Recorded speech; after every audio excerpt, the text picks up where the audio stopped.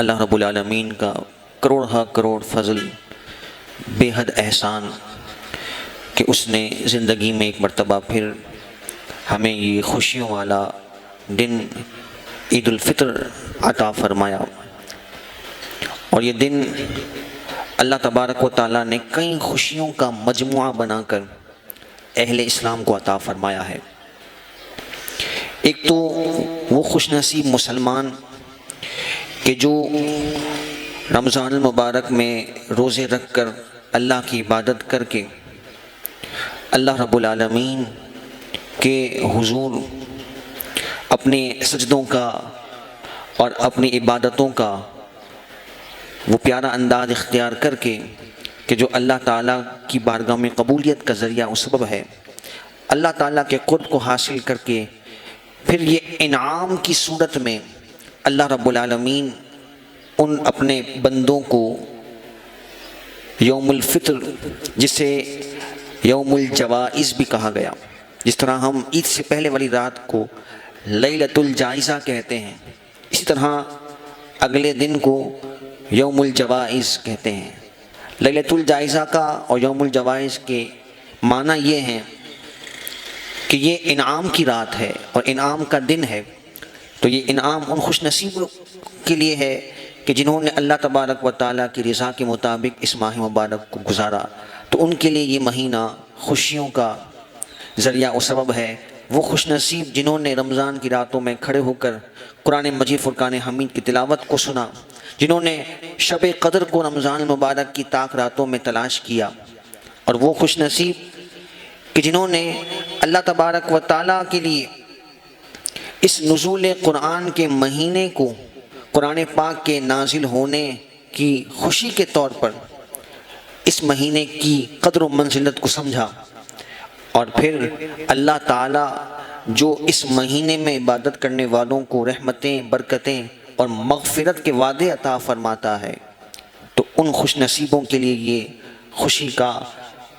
رحمتوں کا، عظمتوں کا دن ہے۔ اور پھر اس خوشی کا وہ اظہار اللہ تعالیٰ کی راہ میں صدقہ و خیرات کر کے اس دن جسے ہم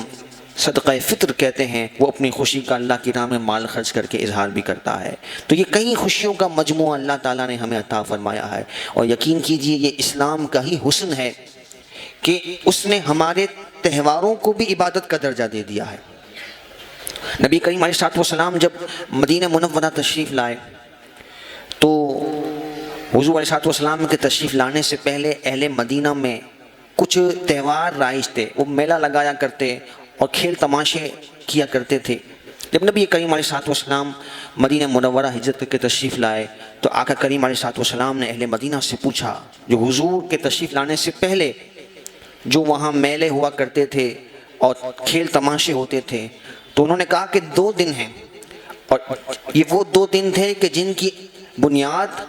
جن کا تعلق وہ اہل فارس سے تھا، تو اہل فارس کے وہ دن اہل مدینہ میں بھی چلے آئے تھے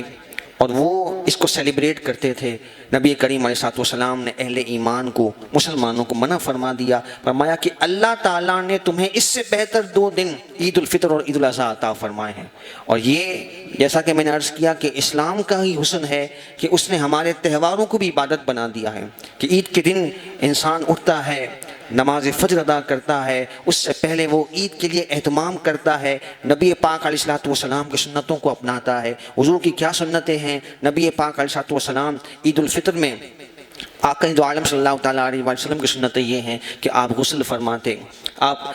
صاف ستھرا نیا لباس زیب تن فرماتے، خوشبو لگاتے، وہ پیارے آقا صلی اللہ تعالیٰ علیہ وآلہ وسلم کہ جن کے پسینے کی مہک ایسی ہے کہ صحابہ کرام انہیں ان کی خوشبو سے تلاش کرتے ہوئے منزل مقصود تک پہنچ جاتے ہیں، لیکن ہماری تربیت کے لیے نبی پاک علیہ السلام خوشبو کا استعمال فرماتے ہیں، مسواک کا استعمال فرماتے ہیں۔ اور عید الفطر میں نبی پاک علیہ السلام کی عادت کریمہ ہے کہ محبوب کریم علیہ السلام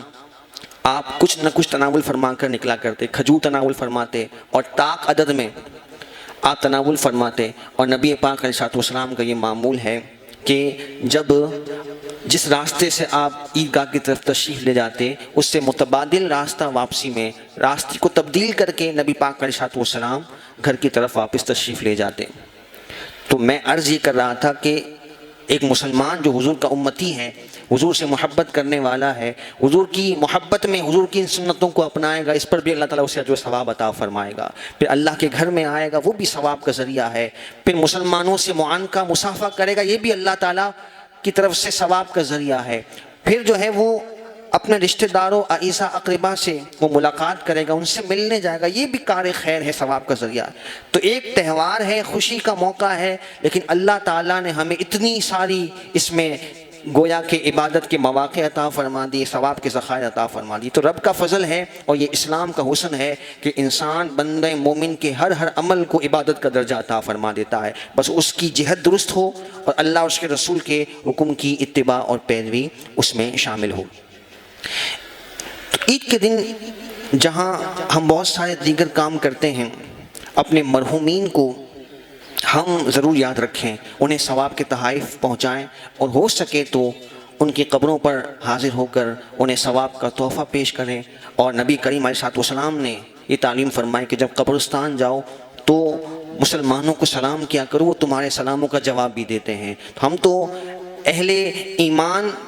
کے بارے میں یہ حسن ظن رکھتے ہیں کہ اللہ تبارک و تعالیٰ نے انہیں اپنے جوائے رحمت میں جگہ عطا فرمائی، اور وہ ہمارے سلاموں کا جواب بھی دیتے ہیں، بلکہ روایات میں یہاں تک ملتا ہے کہ وہ اپنے اعزا اقربا کا انتظار کرتے ہیں، اگر پہنچنا ممکن نہ ہو تو ان کو ثواب کے ذخائر ضرور پہنچائے جائیں۔ اور عید کے دن خاص طور پر ایک وظیفہ مرحومین کے ثواب کے لیے سبحان اللہ و بحمدہ 300 مرتبہ، بہت مختصر یہ ورد ہے، تقریباً 15 منٹ یا 10 منٹ میں آپ اس کو بآسانی پڑھ سکتے ہیں۔ تو 300 مرتبہ سبحان اللہ و بحمدہ پڑھ کر اپنے مرحومین کو اس ثواب کو پہنچایا جائے۔ روایت میں آتا ہے کہ اللہ تبارک و تعالی اس ثواب کی برکت سے 1000 انوار اس کے مرحومین کی قبر میں داخل فرماتا ہے، اور جب یہ پڑھنے والا جب خود انتقال کر جائے گا تو اللہ تعالیٰ اس کی قبر میں بھی اس ثواب کو داخل فرمائے گا۔ اور پھر آپ یہ بھی دیکھیں کہ اسلاف اور بزرگان دین جب عید کا دن آتا رمضان کے بعد، تو ان میں سے بعض کے طور طریقے ہمیں یوں نمایاں نظر آتے ہیں کہ وہ پریشان ہو جاتے، غم میں مبتلا ہو جاتے۔ تو کسی نے پوچھا کہ یہ تو خوشی کا موقع ہے، اس میں آپ غمگین کیوں نظر آ رہے ہیں؟ تو فرمانے لگے کہ عید تو ان خوش نصیبوں کے لیے ہے کہ جن کی عبادات اللہ تبارک و تعالیٰ کی بارگاہ میں مقبول ہو گئیں، اور جنہوں نے اللہ تبارک و تعالیٰ کو راضی کر لیا۔ لیس العید من لبس الجدید، کہ نئے کپڑے پہن لینے کا نام صرف عید نہیں ہے۔ العید انما لمن خاف الوعید، عید تو در حقیقت اس کی ہے کہ جو اللہ کا خوف دل میں بسانے میں کامیاب ہو جائے، اور رمضان کا جو پیغام تھا، جو رمضان ہمیں سکھانے آیا تھا، جو مشق و تربیت ہماری کرنے آیا تھا، اگر وہ ہم نے حاصل کر لیا تو یقیناً یہ ہماری حقیقی طور پر عید ہے۔ اور میں آپ کو عرض کروں، میڈیکلی بھی اس کو ہم اگر تھوڑا دیکھیں، اور سائنٹیفکلی بھی یہ بات پروو ہے کہ انسان کی زندگی میں، انسان کے نیچر میں 40 دن جو ہے وہ بڑی اہمیت رکھتے ہیں۔ یعنی اگر کسی کو کوئی اپنی عادت اپنانی ہو، کوئی اچھی خصلت اڈاپٹ کرنی ہو، تو اس کا طریقہ یہ ہے کہ انسان 40 دن اس میں مستقل کوئی کام کر لے تو وہ اس کی عادت کا حصہ بن جاتی ہے۔ تو مشورہ یہ ہے کہ اللہ تبارک و تعالیٰ نے اگر ایک مہینہ ہمیں عبادت و ریاضت کا، نیک اعمال کرنے کا، قرآن پاک کی تلاوت کرنے کا ذوق عطا فرمایا، تو اکثر لوگ جو ہیں وہ اس شکوے میں مبتلا ہوتے ہیں کہ رمضان میں تو بڑا ذوق تھا، لیکن جیسے ہی رمضان گزر گیا تو پھر وہ ساری عادتیں آہستہ آہستہ چھوٹ گئیں۔ بڑے عزم بھی کیے تھے، بڑے اچھے اچھے ارادے بھی کیے تھے، بڑی اچھی اچھی نیتیں بھی کی تھیں، لیکن وہ پھر سستی اور غفلت جو ہے وہ غالب آ گئی۔ تو اس کا حل یہی ہے کہ انسان صرف 10 دن آپ اپنے معمولات پر تھوڑا جبر کر کے، اپنے اوپر تھوڑا بوجھ ڈال کر 10 دن اور ان عادتوں کو اپنا لیجئے، کیونکہ میڈیکلی بھی جب بچہ ماں کے پیٹ میں ہوتا ہے تو ہر 40 دن کے بعد اس کا فیس بدلتا ہے۔ اسی کو دیکھتے ہوئے محققین یہ کہتے ہیں کہ 40 دن جو ہے وہ کسی چیز میں انسان اگر مشغول ہو جائے تو اللہ تبارک و تعالیٰ اسے اس کی عادت کا حصہ بنا دیتا ہے، اور پھر اسی عادت کو اپنانے کی اگر ہم کوشش میں اگر اپنے آپ کو آمادہ کر لیں تو شوال کے روزے یہ بہت بڑا انعام ہے جو نبی کریم علیہ الصلوۃ والسلام نے اپنی امت کو بڑی بہترین فضیلت کے ساتھ حضور علیہ الصلوۃ والسلام نے ارشاد فرمایا، نبی پاک علیہ الصلوۃ والسلام نے فرمایا کہ جو شوال کے 6 روزے رکھتا ہے تو اللہ تبارک و تعالیٰ پورے سال کے روزے رکھنے کا اسے ثواب عطا فرماتا ہے، اور ایک روایت میں ہے کہ پورے زمانے کے، یعنی اللہ تعالیٰ جتنی اس کی زندگی باقی ہے ساری زندگی اسے روزے میں گزارنے کا ثواب عطا فرماتا ہے۔ تو اتنی بڑی فضیلت ہے، اور یہ رمضان کی مشق کو برقرار رکھنے کا بہترین ذریعہ اور سبب بھی ہے۔ اور بزرگان دین یہ فرماتے ہیں کہ کسی کو اگر یہ جانچنا ہو کہ میری رمضان کی عبادت مقبول ہوئی یا نہیں ہوئی تو بہت ساری اس کی علامتیں ہیں، اس میں سے ایک علامت یہ بھی ہے کہ رمضان کی فیوض و برکات اس کی زندگی میں سارا سال اگر شامل ہو جائیں تو یہ اس بات کی علامت ہے کہ اس نے جو رمضان میں عبادتیں کی تھیں وہ اللہ تبارک و تعالیٰ کی بارگاہ میں قبولیت کا درجہ پا چکی ہیں۔ اور پھر ہم بحمدللہ تبارک و تعالیٰ عید کے موقع پر صدقہ فطر ادا کرتے ہیں، تو صدقہ فطر یہ اللہ تبارک و تعالیٰ نے آپ یوں کہہ لیجئے کہ رمضان کے شکرانے کے طور پر ہم پر مقرر فرمایا ہے، اور حدیث مبارکہ میں ہے نبی کریم علیہ الصلوۃ والسلام نے ارشاد فرمایا کہ جو صدقہ فطر ادا کرتا ہے تو اس کی عبادتوں میں، اس کے روزوں میں اگر کوئی کمی ہو تو اللہ تبارک و تعالیٰ صدقہ فطر کی برکت سے اس کو پورا فرما دیتا ہے۔ تو اس میں تھوڑی سی وضاحت یہاں ضروری ہے کہ یہ مقصد ہرگز نہیں ہے کہ ہم یہ سمجھ لیں کہ ٹھیک ہے جیسے چاہیں ہم بے دھڑک بغیر کسی شرعی مسئلے کو سمجھے اور شرعی اصولوں کا لحاظ رکھے ہم اپنی عبادتوں کو ضائع کرتے رہیں، اور پھر عام طور پر جو ایک جملہ ہمیں سننے کو ملتا ہے کہ اللہ قبول فرمانے والا ہے، تو یہ جملہ جو ہے اس وقت فائدہ دیتا ہے جو اسلام و شریعت کا، قرآن و حدیث کا مزاج ہے کہ جو عبادت کے پروٹوکولز تھے ہم نے اس کا پورا لحاظ رکھا، اور پھر اس کو عبادت کو سر انجام دے لینے کے بعد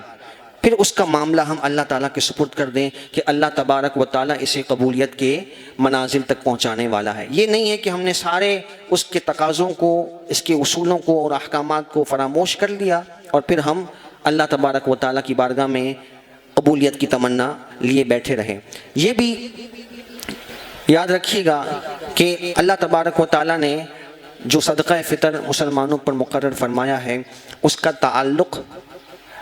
ہر بندے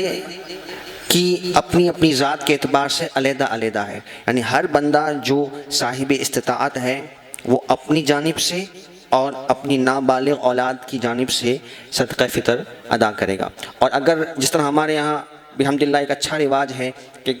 گھر کا بڑا دیگر افراد کی جانب سے نکال دیتا ہے تو اس میں اگر اجازت لے لیا جائے تو بہتر ہے، ورنہ عام طور پر انڈرسٹوڈ ہوتا ہے کہ اس دفعہ جو ہے وہ والد صاحب ہم سب کی طرف سے صدقہ فطر ادا کر رہے ہیں، یا گھر کا جو بھی بڑا ہے وہ سب کی طرف سے اگر نکالتا ہے، اور خاص طور پہ جب اس کے زیر کفالت گھر کے دیگر افراد ہیں، ان کا نان نفقہ، ان کی ذمہ داری کفالت کی اس کے اوپر ہے، تو اجازت نہیں بھی لی تو صدقہ فطر ادا ہو جائے گا۔ لیکن بہتر یہ ہے کہ جن کی جانب سے صدقہ فطر ادا کیا جا رہا ہو ان کی نالج میں ہو، ان کو اطلاع دے دی جائے کہ ہم آپ کی جانب سے صدقہ فطر ادا کر رہے ہیں۔ ویسے تو صدقہ فطر کا صحیح وقت یہ ہے کہ جب نماز عید کے لیے آئیں تو اس وقت صدقہ فطر ادا کیا جائے، لیکن اگر کوئی پہلے بھی دے دے تو بھی ٹھیک ہے۔ رمضان میں اگر صدقہ و خیرات کرنے کے ثواب کو حاصل کرنا چاہے، یا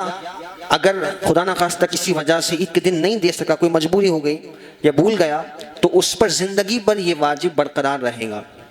اس نے بالآخر کبھی نہ کبھی یہ دینا ہی ہے، یہ ساکت نہیں ہوتا، تو یہ بہرحال اس نے ہی ادا کرنا ہے، اور جب بھی اس کو توفیق ہوگی وہ اس صدقہ فطر کی رقم کو ادا کرے گا۔ اور صدقہ فطر کے لیے بھی یہی ضروری ہے، جس طرح زکوٰۃ کے لیے ہم مستحق کو، شرعی فقیر کو تلاش کرتے ہیں، تو یہ بھی مستحق کو ہی ادا کیا جائے گا۔ آخری مسئلہ صدقہ فطر کے حوالے سے جو اہم ہے، خاص طور پر جو فورینرز ہیں یا جن کے اعزاء اقربا باہر رہتے ہیں، تو وہ کہہ دیتے ہیں کہ آپ ہماری طرف سے صدقہ فطر ادا کر دیں،